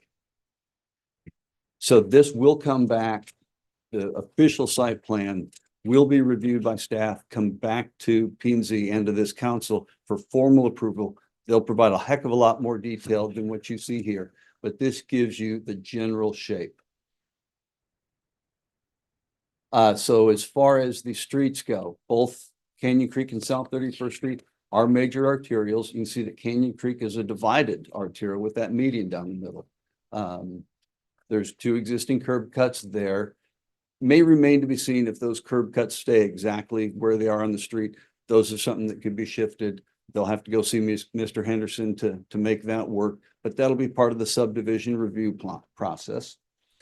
If they're able to work out something with TxDOT and Encore, theoretically, they could have another entrance through that Encore easement to 31st Street where their little panhandle reaches in there. Or if they're just going to go with the retail corner for additional access to South 31st Street, that is still subject to TxDOT driveway entrance permit review. We've encouraged them to reach out to the retail businesses to the south. If there can be some shared access easement, that's something that the mobility plan recommends, is to minimize the number of driveways and just have some shared access for the turning movements off of the main street. So the subdivision entry standards that I mentioned earlier, that the 3 standard entrance would get you 300 units or 2 enhanced entrances, but there's a condition that keeps them limited to 224. The specific entrances, the location, the width, that's going to come with the subdivision plat. You'll also see that in the subdivision, or excuse me, in the detailed site plan review that will come back before you. For the comprehensive plan, thoroughfare plan, and trails master plan, it is compliant with all 3. This area is shown as corridor mixed use, which is intended for a combination of residential, retail, commercial office, close proximity. This meets that. The thoroughfare plan shows both streets as major arterials. I have another slide showing existing traffic and forecasted traffic. And the trails master plan, there's sidewalks already constructed on both streets, so that would be sufficient. So let's talk traffic. A major arterial has a capacity of 20 to 40,000 trips a day. It's currently carrying 17,000. Now, some of us have driven down there at lunch, probably feel like all 17,000 are there at one time, and you may be correct. The traffic does not get distributed evenly throughout the day. So there are times when that road reaches capacity. Based on the Institute of Traffic Engineers, 224 dwellings would generate around 1,500 trips. So that would be 1,500 added to that 17,000 that you see there. But I'll reiterate the point. They have the option of either traveling down Canyon Creek or out to 31st Street. Canyon Creek and 31st has a traffic light. So there is some control over that traffic and how it's going to flow. So we mailed out notices to the adjacent properties as part of our rezoning process. We did receive one letter back from the owner of two properties shown on the map, and that response was in agreement, had also included Temple ISD in the process. They were strongly in opposition of the first case the first time this came through. Belton Engineering reached out to Dr. Dopp, incorporated his feedback, and has responded with an email that said he's generally in support of the concepts that he's seen to date. Part of the PD condition is going to continue that conversation and keep the school district involved in the planning of this complex if it's approved. And we did send out the ad to the newspaper that was printed on May 9th. So to summarize, it is compatible with our future development plan, the surrounding uses and zoning. There are public facilities available, and it fits with the thoroughfare plan. So staff recommends approval of the requested rezoning from GR to Plan Development Multifamily 2, subject to the following conditions.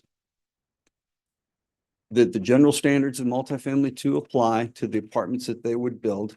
They'd be limited to 224 units, that detailed site plan is going to come back through staff review, P&Z, and this council.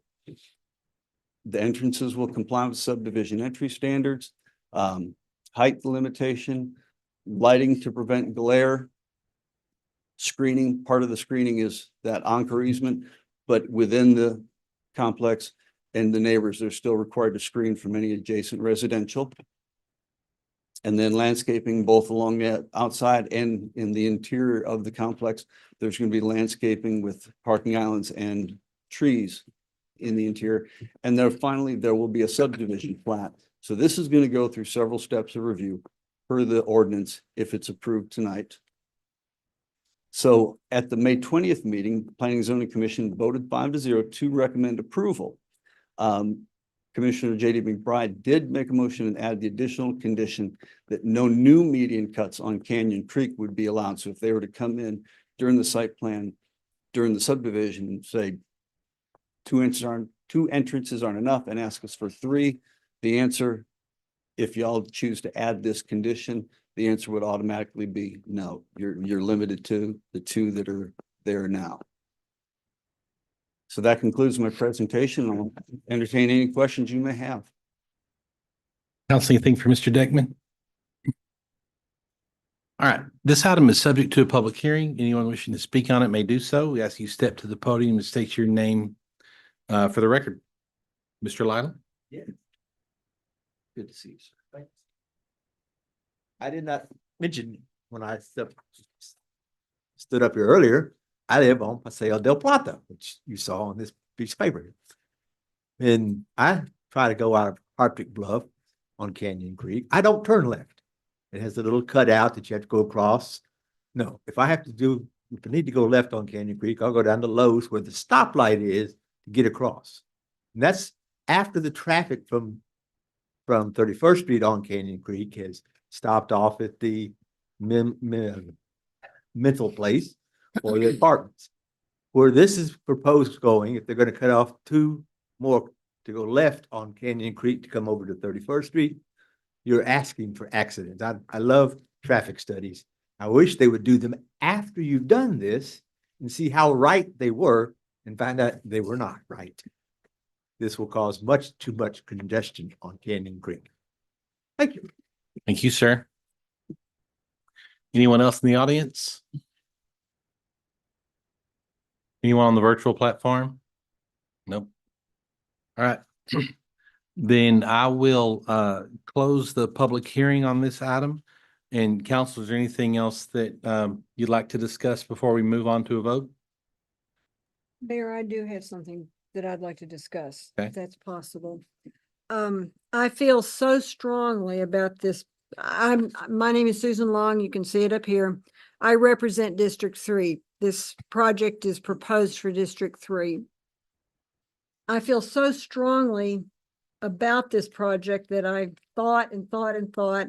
I guaranteed to Jason that I would listen quietly today and see if I could possibly change my opinion, but I did not. I have written up my concerns in my notes because I want to be sure it's unusual and I want to be sure that they're available for the city secretary for your transcripts. So if you'll permit me, I'll read my notes.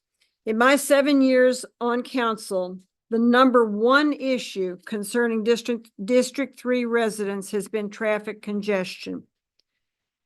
The issue in front of council to consider tonight is not only an issue of rezoning that would allow for this possible development, but the underlying issues of housing density and related traffic congestion. There are 14 apartment complexes located roughly in the area between the Loop and 93 and South 5th and 31st Street. 14. In addition, there are 2 complexes under construction. A large one on Azalea and a smaller one in the triangle on 31st. This is a rough quadrant of District 3, and it is approximately 2.5 miles long and 1 mile wide, with 14 complexes and 2 more under construction. While it concerns me deeply to be in disagreement with our absolutely terrific planning department staff, I would ask the council to consider this density issue in a relatively small area and the ensuing traffic congestion by voting on behalf of the concerned residents of District 3 and vote against this request for rezoning. Thank you, Mayor. Yeah, thank you. Council, anybody else? Anybody? All right, very good. Then I will go ahead, council, and entertain a motion on item number 5.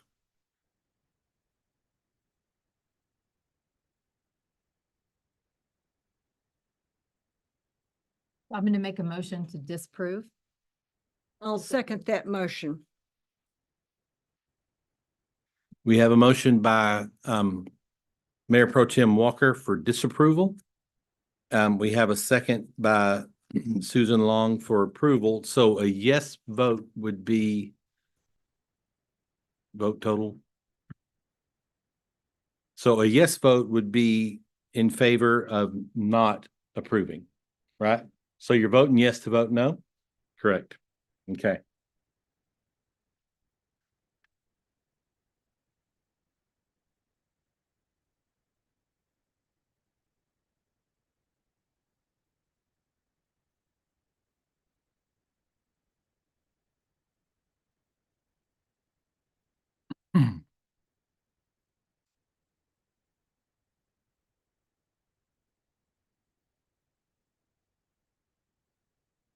So the item fails with 3 yes votes. The item does not, I guess the motion passes to deny the request, sorry. 3 votes to 2. Sorry about that. All right, moving on to item number 6 is the first reading in a public hearing to consider adopting an ordinance authorizing a rezoning request with the development site plan from light industrial to planned development light industrial on 55.77 plus or minus acres, being within Lot 1, Block 1 of the final plat of Site 64, generally located south of Moores Mill Road and east of Distribution Drive, identified as Bell County Tax Appraisal District number 506928. Ms. Atkinson. Thank you, Mayor and Council. Before I get kicked off on this case, I just wanted to make a quick note that this is the last physical council meeting that Mark Baker will attend with us. He has taken an opportunity down in the Corpus Christi area. Just wanted to recognize that he's had at least a dozen years with the city, and we're. Can we really put that to a vote? Can we have a vote for disapproval, please? I was about to say, but by the time you were done reading that item in, he might be here for more, so. But just wanted to just say how much we've appreciated, how much he's, what he's meant for our department. And I know you guys have been familiar with him for so many years. So just wanted to have an opportunity to say that here in front of you guys. Very good. Thank you. Congratulations, Mark. We'll miss you. We will indeed. Very much. Terrible Yeah. mistake on your part. We agree, but excited for him. So again, as Mayor said, this is a rezoning request from light industrial to a planned development light industrial. It did go to planning and zoning on June 3rd.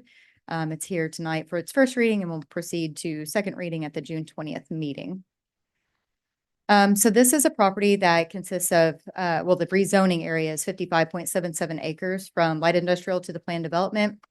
It's proposed as a manufacturing use, and the base zoning will again remain light industrial, which is what is similar to the area, less a portion across the railroad tracks, what we'll see in here in a minute. So the planned development on this is necessary to provide a little bit of flexibility in the business model, what's proposed, to fit that definition. So this is Exhibit A. So this is our development or our site plan that's been submitted by the applicant. So you can see here how it's laid out on the proposed Lot 2 of Block 1. And then the zoning actually is covering that other property on Lot 3, Block 1, even though there's no development plan at this time. So here is our definition in UDC section 11.2 for light manufacturing. Again, just highlighted the area that's a little bit of modification, which is bringing this PD before you. And so that is that we're making a modification for the extracted or raw materials. So this is a kind of a panorama of the site. So this is from Distribution Drive looking towards the subject property, and you can see currently undeveloped. And then if you also look to the west, you can see some of the existing light manufacturing or light industrial uses that are already existing, which is East Penn and Niagara Bottling along Distribution Drive. And then to the east of this site, we just used this aerial so you can see again, it's part of Site 64 and it's also undeveloped, but zoned for light industrial. To the north, again, undeveloped, also zoned light industrial, and then also to the south, across is Palladio Industries. So in UDC section 3.4, again, a planned development is a mechanism to allow for a flexible overlay zoning that responds to just different site conditions, land use transitions, and making sure that it's still compatible with those surrounding uses. And again, it requires a development plan. So the ordinance that accompanies this is going to have the site plan, which is binding, and you saw that earlier with Exhibit A. And then it'll have to have meet the 10 criteria in the criteria table.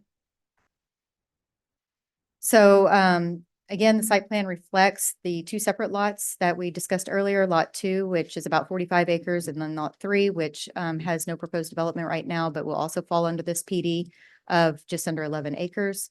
There is a replat in progress that's going to make 4 total lots for Site 64. And it'll also address the extension of Distribution Drive, which is proposed at a 70-foot right-of-way. It'll also address the utilities extensions at that time. So again, just as a reminder that the PD conditions attached to this will extend to that entire 55.77 acres onto the adjacent lot. So this was reviewed by DRC on May 20th, and there were no issues identified. Taking a quick look at that zoning map, so you can see here everything in the area is based light industrial. And again, there's no changes to the uses of light industrial. This is actually helping ensure that more intense uses will not occur on this site. And again, the PD condition is just for that flexibility with the light manufacturing definition. Also in compliance with our future development plan. So this is industrial development category, again, intended for uses that generate a nuisance such as noise, dust, and light trespass. So this is in compliance with that as well in this location. And then taking a quick look at our existing water and sewer. So the water has a 12-inch water line on the eastern boundary. You can see there in blue. And then the wastewater is in green to the north, and it's a 10-inch. And it'll also extend with, it corresponds with the right-of-way that will come with the plat process for Distribution Drive. So looking at our thoroughfare plan and trails, you can see that it is in compliance with the future I'm sorry, the thoroughfare plan. It won't exactly follow that track that you see there on the map. That's usually just an arbitrary line, but we know that we need that level of service in the area. And we still feel like it will meet the needs of serving the property. And again, subdivision plat will be confirmed with the review. I'm sorry, distribution drive will be confirmed with the review of that subdivision plat. So this is a list of the permitted and conditional uses within light industrial, and we won't go through all those, but just highlight really the one for the industrial uses, which is the light manufacturing, which is expanding that definition to allow that flexibility. And then our dimensional standards, there you can see our setbacks and max building heights. So public notification for this rezoning request and property owner notification did happen. That was 3 notices sent out to property owners within 200 feet. We received 0 back. No news to report there. And it was also advertised in the paper on May 23rd in accordance with state law. So just a quick summary of the compliance for this PD. It does meet UDC section 3.4.5 for the criteria. Our future land use plan, it is compatible with the surrounding uses and surrounding zoning. Public facilities are available, and it is in compliance with our thoroughfare plan. So recommendation is approval for the plan development light industrial. The vote from Planning and Zoning Commission on the 3rd was 7-0.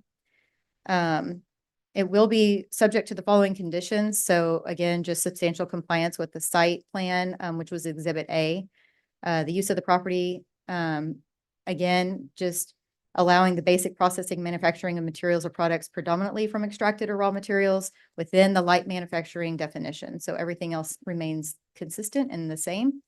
The Director of Planning is able to make approved minor modifications to the development plan. But again, if there's anything substantial, it would come back through the process. And then I am available to answer any questions. Thank you, ma'am. Council, any questions for Ms. Atkinson? All right, I will open the public hearing on this matter. Please step to the podium and state your name for the record, or raise your hand on the platform. Alan Lytle, and I'm sorry, I'm just a little confused. I know the owner has an idea of exactly what he's gonna build there, but this didn't say anything about what it's gonna be. Can you tell me what it's gonna be? I mean, why else would he ask for the variance? So this is, the applicant is actually the Temple Economic Development Corporation. So it's just, they're doing a rezoning. Not specifically, but it will be light manufacturing use. It's not a variance, it's just a zoning change. That's all it is. And that's pretty standard procedure to change from going from what, light industrial to planned development, light industrial? Actually, almost tightening up what it was. It may be that TEDC is still in discussion with X group or X company. Possible. Gotta do something.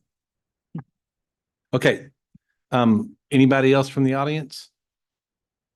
Anybody on the platform? All right, then at this time, I will close the public hearing on item 6. Council, is there any further discussion? All right, then I will entertain a motion on item number 6. I move to approve item number 6 as presented. I'll second that motion. Have a motion by Councilmember Pilkington. We have a second by Councilmember Grant. Council, please cast your vote.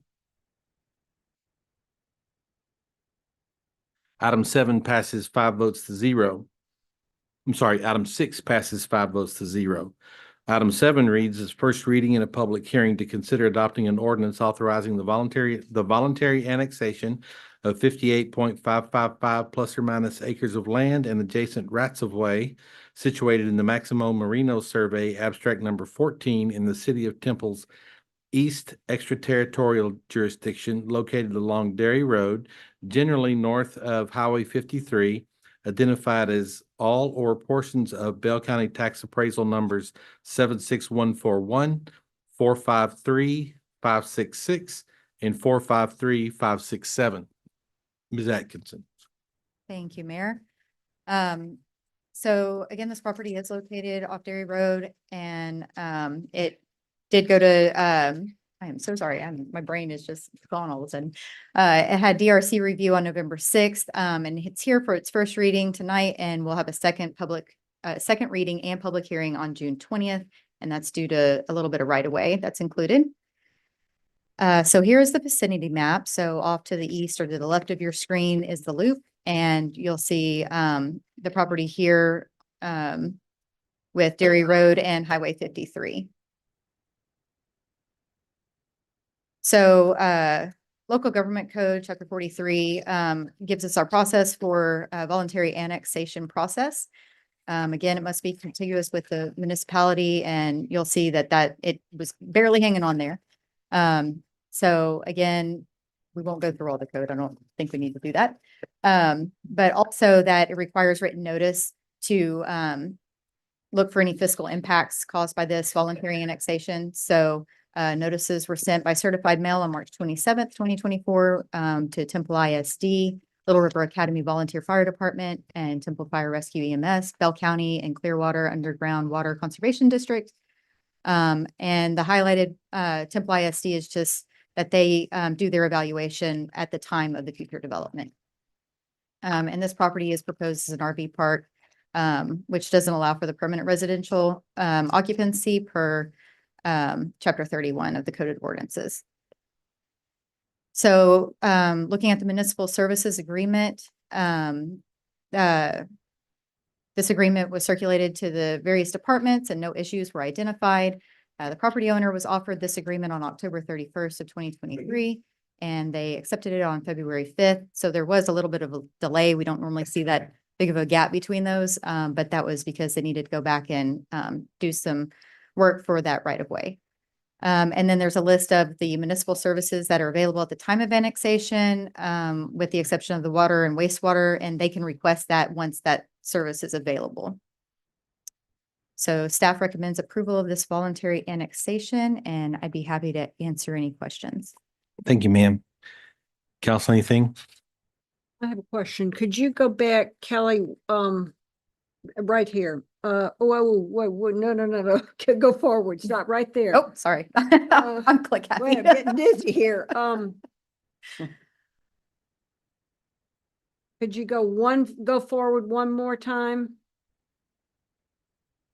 Municipal service are not there yet. Is that what this means? Correct. It would need, it's. going They require would an have to be extension. brought in, and what is the distance to bring in? You know that? Ballpark? I think it's right at the loop. Okay, that's fine. That's what I Mhm. thought. I just was confused by that. Thank you. Mhm. Yes, ma'am. Council, anything else? All right, this item is subject to a public hearing. Anyone wishing to speak may do so. Please step to the podium, state your name for the record, or raise your hand on the platform. My name's Kenneth Harlan. I live at 3550 Dairy Road. That's the same property that is 4267. I guess the RV park's better than the asphalt plant. That's what they were planning on putting out there. But I was wondering, why would they need to be annexed if they're on East Bell Water Supply?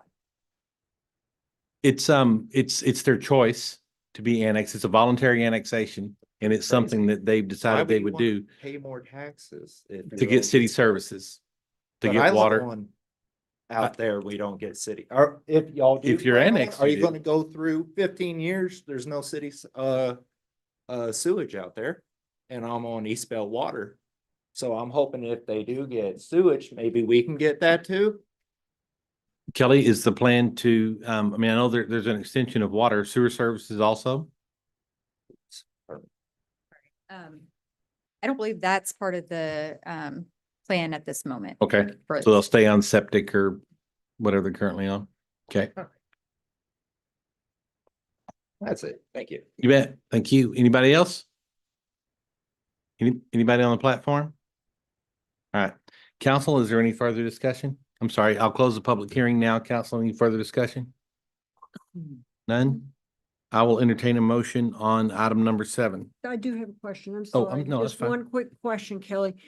It's on septic presently, or the area is on septic. Mhm. Do they have, do we know that there's enough septic for the number of RV sites they want to put in? That'll have come to put with it in. development, when it's, They'll have to put it in. yeah, It's not there now. Okay, they're gonna put it in. It's not there now. correct. Okay. Yeah, Thank you.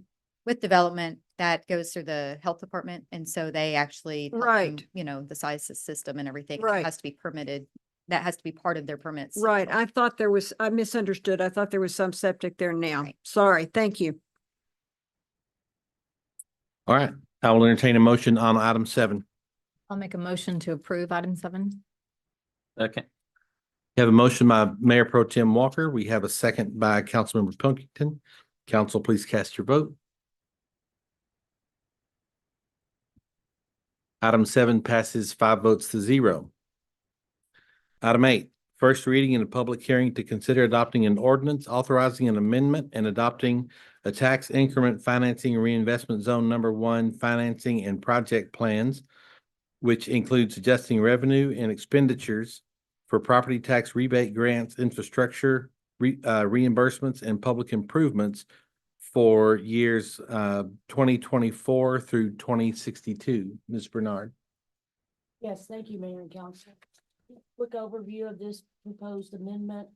It includes some adjustments for revenue from a capital investment, estimated expenditures associated with project incentives connected to that investment. And then also includes some funding for land clearing at Crossroads Park, some survey costs on TISD property purchase and transfer, and then some additional money for a property tax rebate to HEB. And then we also adjust public improvements in FY 2024 and FY 2028. Just TDC and the city have been working with a company to facilitate a capital investment for a new facility. That capital investment is currently estimated for phase 1 to be $110 million. It includes estimated new jobs of 100 new jobs. And with that capital investment, it's the real properties estimated at 41 million and the personal property at 69 million. Incentives associated with this investment includes land sale at a discounted price of 4.5 million, infrastructure reimbursements, 4 installments not to exceed for $2 million, and then public roadway extension reimbursement of 2.5 million. And the property tax rebates for the city of Temple for real property at years 1 through 5 at 100%, and then beginning in year 6, declining 90 through to 50% in year 10. The same for personal property and the same for real for Bell County.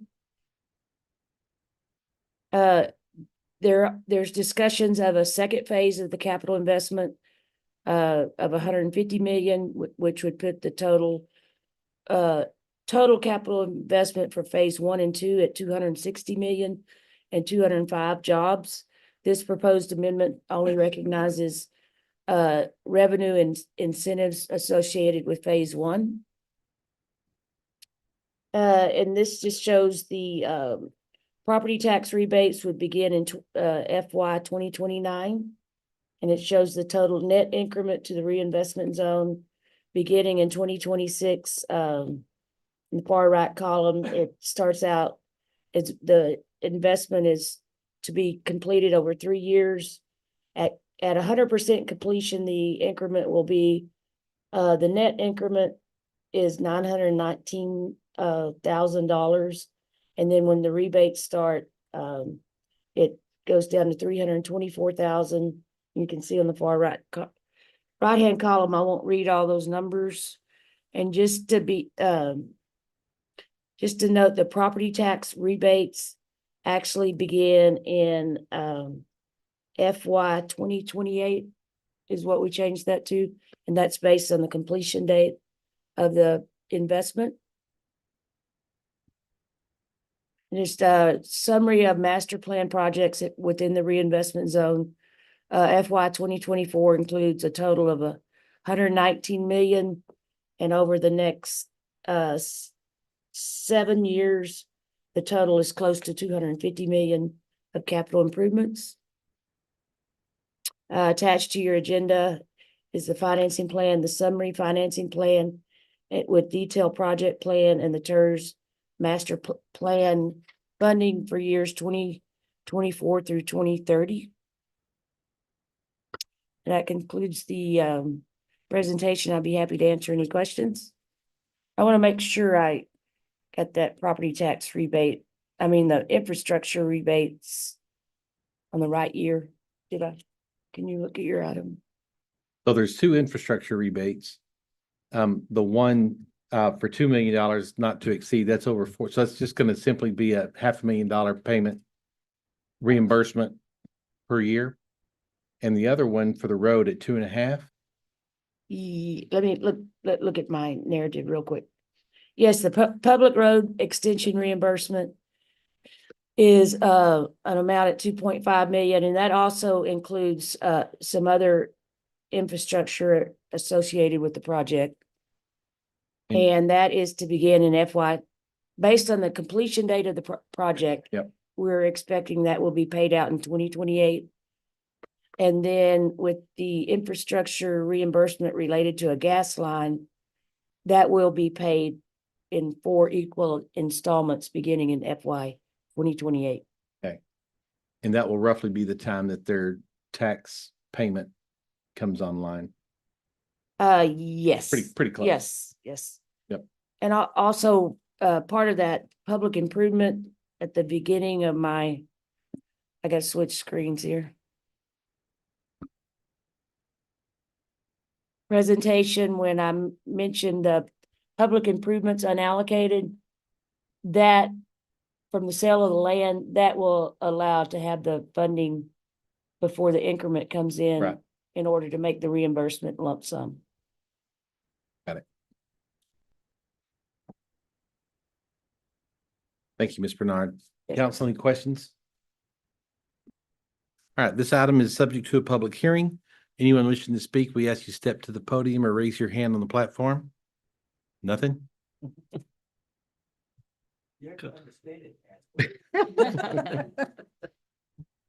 Yeah, should have been asking questions long before that presentation. Yeah. Anything on the platform? All right, then I will close the public hearing, and council, if there's nothing else for Ms. Bernard, I will entertain a motion on this item. Mayor, I'll make a motion to approve item 8 as presented by Ms. Bernard. Second. We have a motion by Councilmember Long. We have a second by Councilmember Pilkington. Council, please cast your vote. Item 8 passes 5 votes to 0. Moving on to item 9 is to consider adopting a resolution authorizing a construction contract with TTG Utilities, Inc. of Gatesville for the construction of Kegley Road improvements phases 3 and 4 in the estimated amount of $11,101,101. I think somebody was playing with a bid there. I think so too. Good evening, Mayor and Council. I have a short presentation for the construction award of Kegley Road. This is the last phase. Continues from where phase 2 left off at Blue Star Boulevard and will continue down to Charter Oak Drive. Improvements include expanding the roadway to a 3-lane roadway section, drainage conveyance, 6-foot sidewalk on the east side, utilities, landscaping, and new bridge over Pepper Creek. Bids were open on April 30th. We received 6 bids with the lowest base bid of $11,101,101 and the high bid of close to $14 million. Casper Patrick and Associates and staff recommending award to TTG Utilities, Inc. of Gatesville. Do you have any questions? Construction commencement, July, construction completion. in 15 months, weather permitting, and 15. cross your fingers. Karen, I don't know how you wind up last on the agenda every time you come. It's so unfair to you. hit up Dawn. Save the best for. Operable word in your entire presentation. Do you know what it is? Final phase. Yes. It's 2 words. Yep. We're excited. Yep, that is good news. Very good. Congratulations. Thanks for the hard work with your department. Better, remember. Yeah. Yeah. Yeah, when you get to the middle, you don't remember what it used to be like, but you really can't see it, what it's gonna be like, and you just want it to be over. So, very good. This does not require a public hearing, so council, I'll entertain a motion on item 9. Oh, Mayor, I'll make a motion to approve item 9, final phase. I'll second it. Y'all should let Mike do that. That's in his. Come on, Mike. My motion. All right, we have a motion by Councilmember Long, very excited motion. We have a second by Mayor Pro Tem Walker. Council, please cast your vote. Item 9 passes 5 votes to 0. It is 7 p.m. Thank you all for attending, and this meeting is adjourned.